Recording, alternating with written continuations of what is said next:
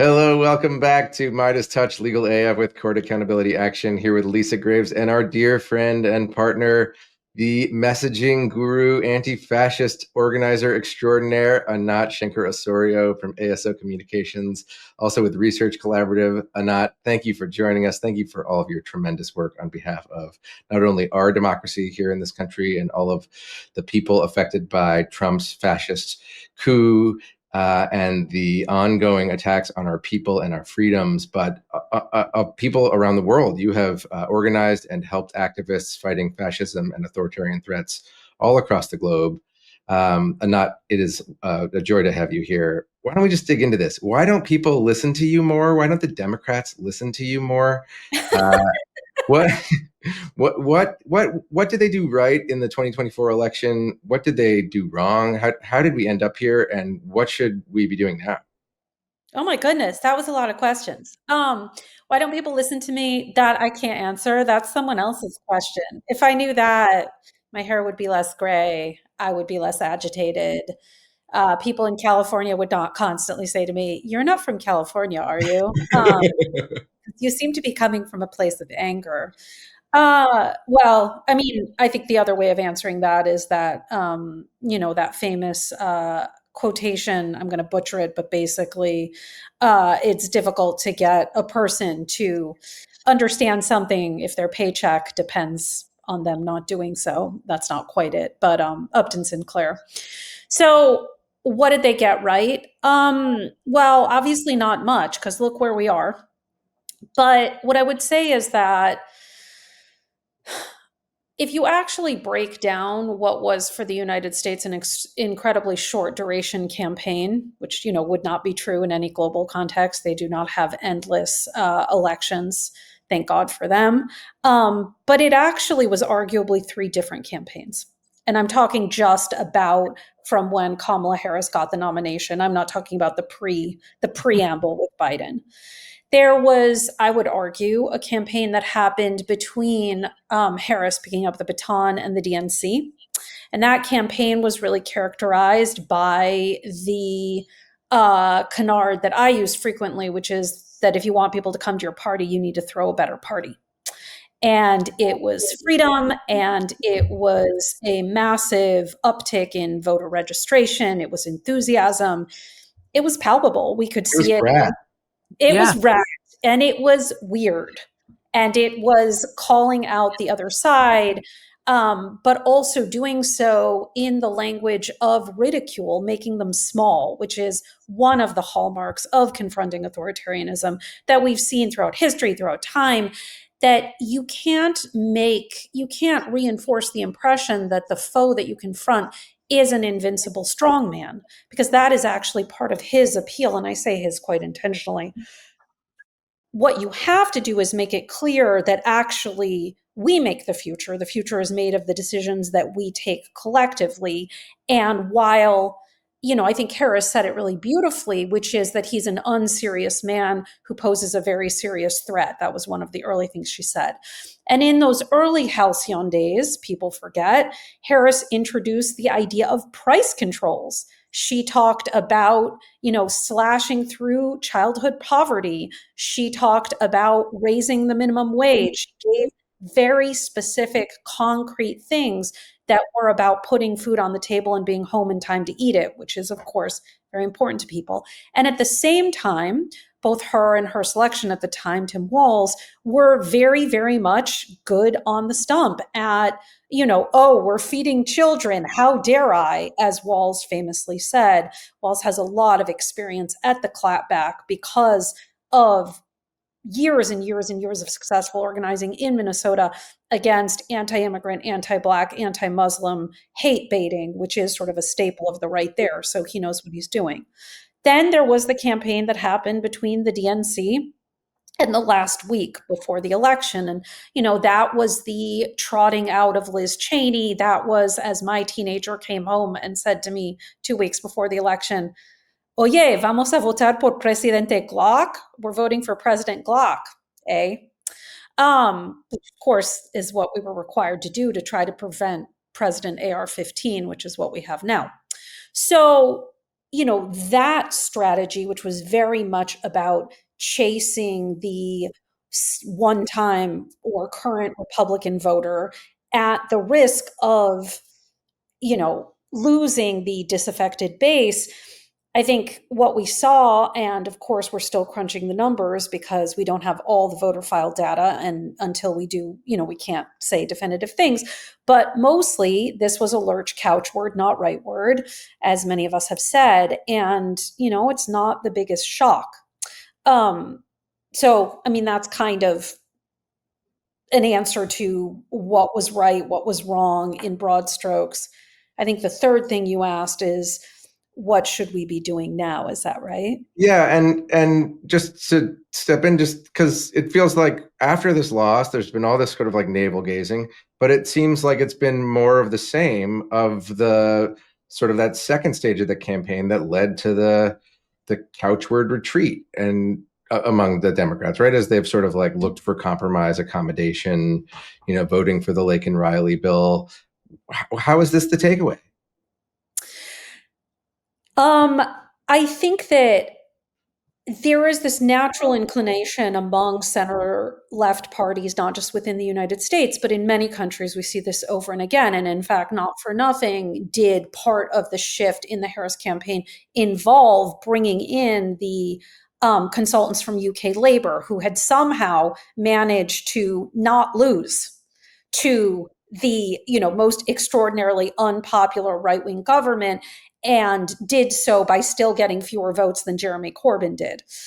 Brought those folks in as consultants. Not a big surprise how the kind of campaign reshaped itself around the Cheney strategy. So I think the takeaway, I think the logic, which is not logic to me, is, oh, people have some semblance of an attraction toward this MAGA agenda. That is the perception. And so what we will offer them is the MAGA agenda light.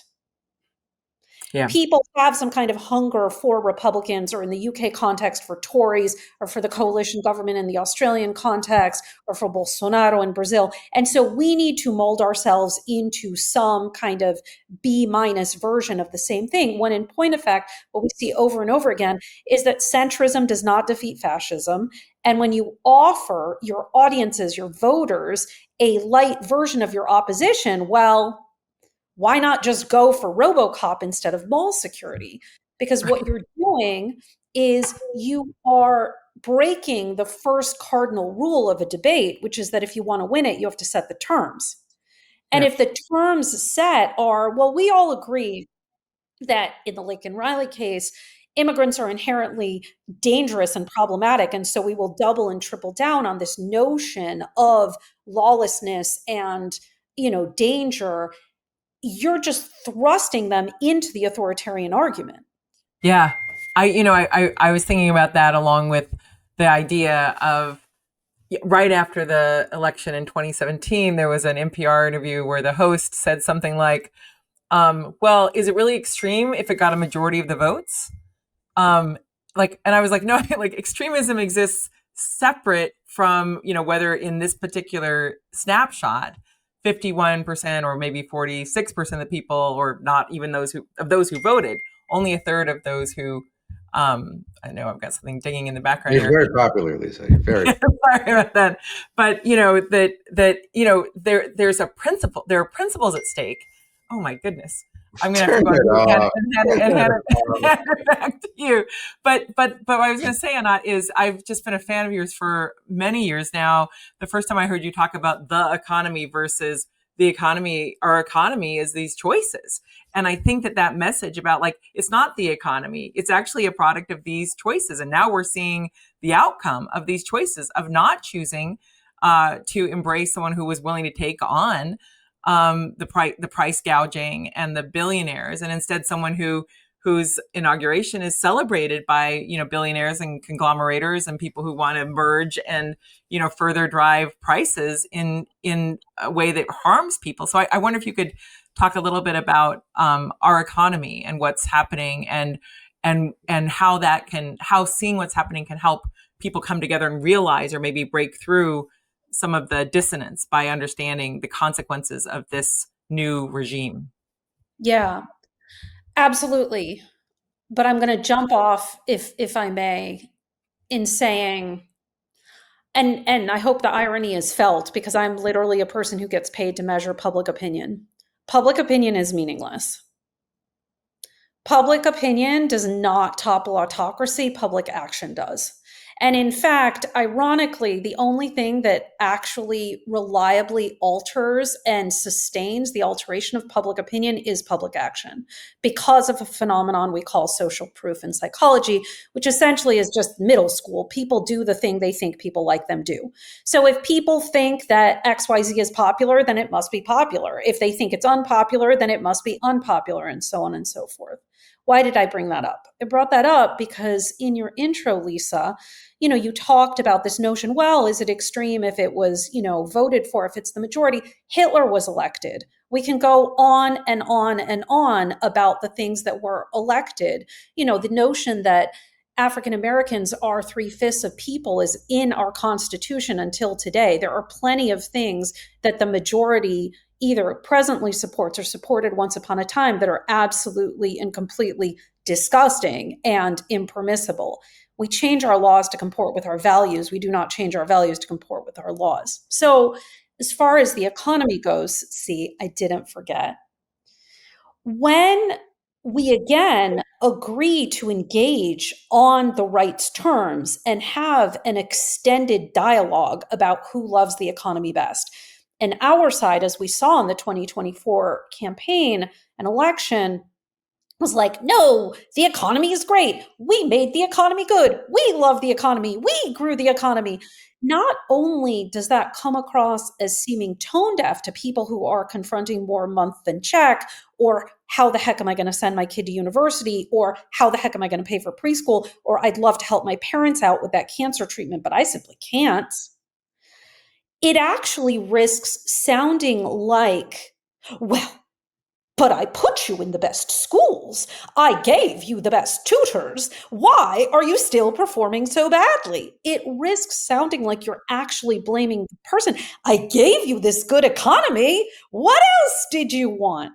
And that's what we saw from voters, is not just a seeming disconnect, but a feeling like, oh, are you actually saying that my struggle is something that I'm doing because you kind of did everything for me? And so here you have Republicans lying through, their like ugly ass veneered teeth, saying bread and butter, cost of eggs, pumping at the like filling up your tank, sort of tangible lived experience things, which of course they're just going to destroy as they destroy everything. But speaking in the language of lived experience and not of these so-called abstractions, the economy, which by the way never bought anybody dinner, right? It's just a mere way of measuring human activity.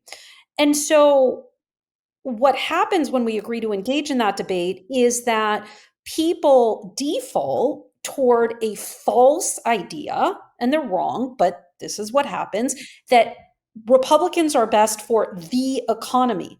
It turns out that when we ask those very same voters, who do you think is best for your economic well being as opposed to for the economy, they actually credit Democrats with that.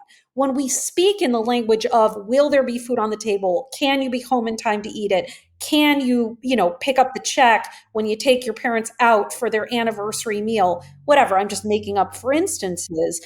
They tend to believe that Democrats are more likely to deliver that. And so that's the kind of thing that we need to be talking about. Anat, at the risk of asking you another compound question, we worked so much together over the last year plus on trying to understand how people are thinking about the Supreme Court, what kind of things to be talking about to help people understand the extent to which these corrupt justices are harming their lives in this very real, tangible way, around the stakes of Project 2025 and its theocratic, oligarchic agenda becoming real. We saw in your survey work and a lot of polling what you coined as a credulity chasm. People really did not like what Project 2025 had to offer, but they didn't really believe it was real. And now here we are, 100 and however many hours. What was it? At least 196 hours at the time of this recording. We're at 200, I think now. Yeah, 200 horrible hours into this second Trump administration, where it's very clear this is the agenda. Project 2025 has been unleashed. There's been this huge constitutional crisis provoked by Trump and his Office of Management and Budget seizure of invented executive power to impound funds across the board, across huge swaths of government services and programs that people of all stripes rely on. How do we use this to close that chasm and to mobilize the type of civic resistance that you're talking about? Yeah. So what Alex means by the chasm, in case the name is not catchy enough, is just the phenomenon that people who voted for Harris and people who did something else, meaning voted for Trump, stayed home, third party, the massive difference between them was not an embrace of all things MAGA. It was, do you actually think they'll do it? And that was sort of the defining feature in data of these two groupings, Harris versus something else. And so now that we are here and we are confronting, it turns out that however many hundreds of pages document, 900 something, they wouldn't have written it if they didn't mean it. What we need to say to people is that Trump is sacrificing us to the billionaires who brought him to power, asserting powers he does not have to seize the money we, the people, generate to run our government, putting people's lives on the line and throwing our country into chaos. Trump and those billionaires, why do I keep belaboring that? The villain is more than Trump. And in fact, Trump, notwithstanding some senators' efforts to give him a third term, he's a lame duck walking. And we need to make clear to voters that the target is much larger than that. Because again, what I said earlier about not reinforcing this strongman conceit, as Ruth Ben-Ghiat has taught us, but actually making it clear that this dude's a puppet and the puppeteers are the billionaires that brung him. So that's why we keep sort of making sure that it's not just about Trump, it's bigger than him. And saying, again, going back to the messaging, the stroke of a pen, Trump and these billionaires are, pick your, for instance, robbing cancer patients of medication, families of food, people of paychecks. The MAGA movement is trying to destroy what we have built with our tax dollars to care for each other and honor our commitments to our allies so the wealthiest few can seize the spoils. So what we're trying to really underscore, besides making it more than Trump as the villain, the other principles in this messaging are, it's not institution harms. It's not sort of, this harms the Constitution and the separation of powers. And actually, it's Congress who determines and sets the laws and decides. And they've levied funds for the, your eyes have glazed over. You don't know what the two of you know what I'm saying because this is your life and you're very smart and you know. But I mean John Q voter and certainly John Q non-voter. I lost them a while ago. Always voter-facing harms, not institution-facing harms. And then also making it clear, yes, of course, this is illegal, but the focus on the illegality vis-a-vis voter-facing messaging, as opposed to like you're talking backstage, among your colleagues, people really think that what is legal or illegal is determined by what Trump says is or isn't. And so that is why we have to double and triple down on how this impacts you, the food you're going to be able to eat, the school your kid is going to, the cancer treatment that your friend relies upon, the aid that we have promised to other places, and that the money actually comes from us, but not in a punitive sort of Grover Norquist, how dare they waste our money, it's my money, because that just impugns government as a whole concept, but rather this is the money that we have collected to serve ourselves and each other, and they're stealing it. Basically, this is an armed robbery by a bunch of billionaires with casualties. Yeah, that reminds me of that famous Woody Guthrie line, being robbed by a fountain pen rather than a six gun. So exactly. I have to run. I think we should do this again soon, Anat. And I have now figured out how to turn off my alerts. Hello, audience. Sorry about that. We love you, Lisa. I hope you all come back.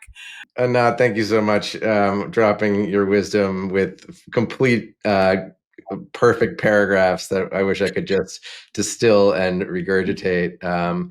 Please check out Anat's work. Where can folks find you, Anat?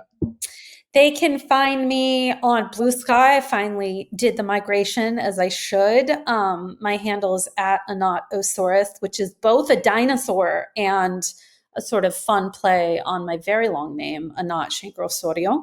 All of our messaging guides are open source on our website, ASO Communications. If we do a project, we insist that we're allowed to share it.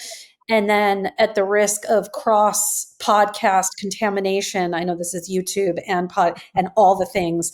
My show, Words to Win By, which is just audio, is a short form narrative podcast where every episode is about a campaign we won somewhere in the world and how we won it. So inspiration and also messaging lessons. You're the best. We'll make sure to have links in the show notes. Don't forget to like and subscribe. Until next time, signing out. In collaboration with the Midas Touch Network, we just launched the Legal AF YouTube channel. Help us build this pro-democracy channel where I'll be curating the top stories at the intersection of law and politics. Go to YouTube now and free subscribe at Legal AF MTN. That's at Legal AF MTN.